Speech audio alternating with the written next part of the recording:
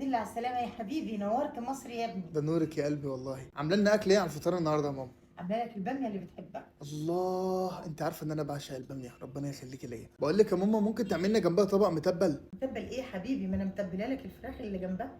ايه علاقه المتبل بالفراخ المتبله يا ماما؟ بقول لك عايز متبل طبق متبل. ايوه يعني ايه متبل؟ متبل كل الناس عارفاه، متبل اللي هو بابا غنوج.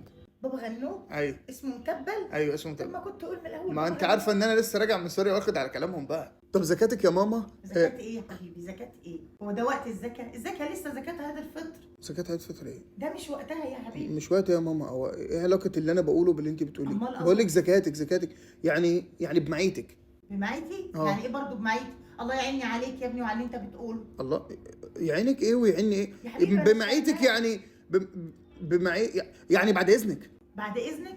طب ما تقول يا ابني بعد اذنك وخلاص، لازم يعني تقول لي بالسوري؟ حقك عليا، انا غلطان. انت عامله عصير؟ اه الحمد لله عامله. طب ما عملتي جلاب؟ جلاد؟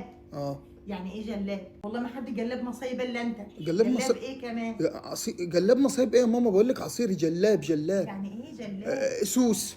عصير سوس. سوس؟ عملتي سوس؟ عايز تاكل حشرات يا معاذ؟ حش... اعمل لك يا عصير حاجة حشرات؟ يا حاجة الله يرضى عليك، بس سوس اللي بيتعمل مع التمر هندي وسوس. عرق سوس. الاسوس؟ عرق سوس. انا الاسوس بقى اسمه سوس؟ ما هو بيتقال كده. ما انت كلمني بالمصري، لا اله الا الله. ماما، ما انت عارفه ان انا جاي من سوريا ولسه بقي واخد على الكلام. لا ما هو كده مش هنعرف نتفاهم. بقول لك يا ماما، طب عملتي مكدوس؟ مكدوس؟ مكدوس. كمان مكدوس؟ اه. مفيش فطار. قوم شوف هتفطر فين النهارده. ايه يا حاجه؟